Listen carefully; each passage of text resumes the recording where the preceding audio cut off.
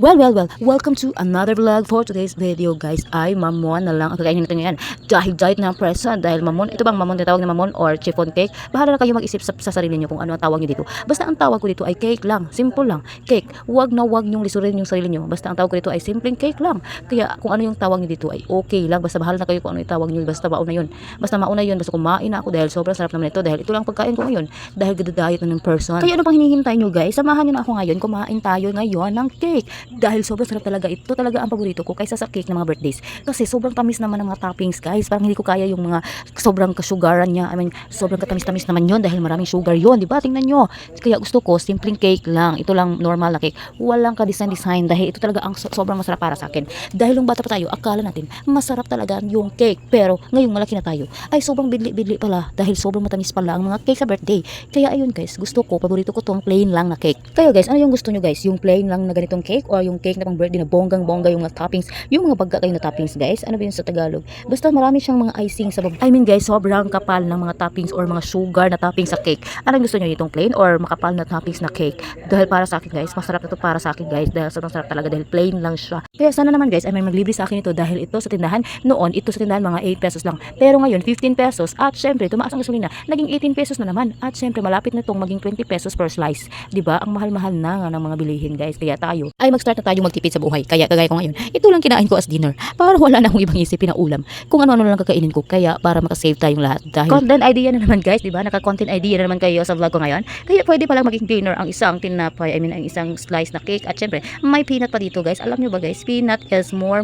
on or fatty foods. I mean, parang pwede siya maging diet mo, pero may na-research ako. Ang peanut guys ay nakakataba daw siya guys, yung peanut guys. I-research nyo guys, basta na-research ko makakataba talaga siya. Pero hindi ito makakataba kapag hindi ka kumain ng marami siguro. I mean, kapag konti lang okay lang, wag mong maramihin. Dahil yun, in moderation guys. Yes guys, yun ang sinasabi ko, ibig ko sabihin in moderation. Wag ka kumain ng marami.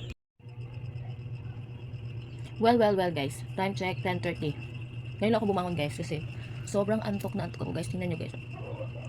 Nakakaantok talaga guys. Kasi nga, sobrang tagal ko natulog kagabi. Kasi nga, nanonood ako ng free reels. Maganda kasi yung mga palabas doon. Nakaka-addict talaga yung mga eksena niya, kaya nakakaantok talaga guys. Live update, sobrang tagal bumangon guys. Pero bumangon ako kanina mga 6 AM. Natulog ako ulit. Tingnan yung buhok ko guys. Oh. Tapos alam nyo guys, sobrang antok ako guys. Kailangan ko bumangon kasi mag-duty na ako guys. Ang Disney Princess guys. Kailangan nang mag-duty. Live update. Sobrang antok na antok talaga ako guys. Oh, tanawan niyo. Duka gyud kayo.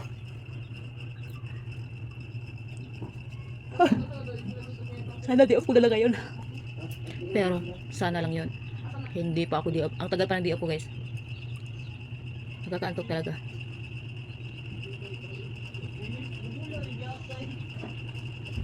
Tapos yung mga kaibigan ko, alam nila lahat na palagi akong tumatakbo dahil very out of time na talaga palagi. Yung kaibigan ko si Ami, palagi yung tinatanong sa akin na bakit na palagi ako nagmamadali? Bakit hindi ko kayang i-manage yung time ko? Nagkaka-addict kasi yung mga pinanood ko. Nagkaka-addict yung mga palabas doon sa FB Reels. At syempre guys, yung account balance ko doon ay mga 50 pesos na siguro yun. Mga 47 siguro. Kasi magkakapera ka doon eh. Magkakapera ka sa FB Reels guys, at saka yung sa Milolo. Dalawa kasi yun eh. Sobrang ganda ng mga movies doon guys. Try nyo. Kasi nga guys, habang nanonood ka, mayroon siyang mga task at syempre, magkakapera ka talaga. Hindi ako nagjo-joke guys. Comment down below dahil tuturuan ko kayo. At mag-comment ako sa referral code. Yeah, may referral code kasi guys. Para meron kang additional points. Manonood ka ng mga movies at syempre, at the same time ay magkakapera ka talaga. So, yun lang. Thank you so much.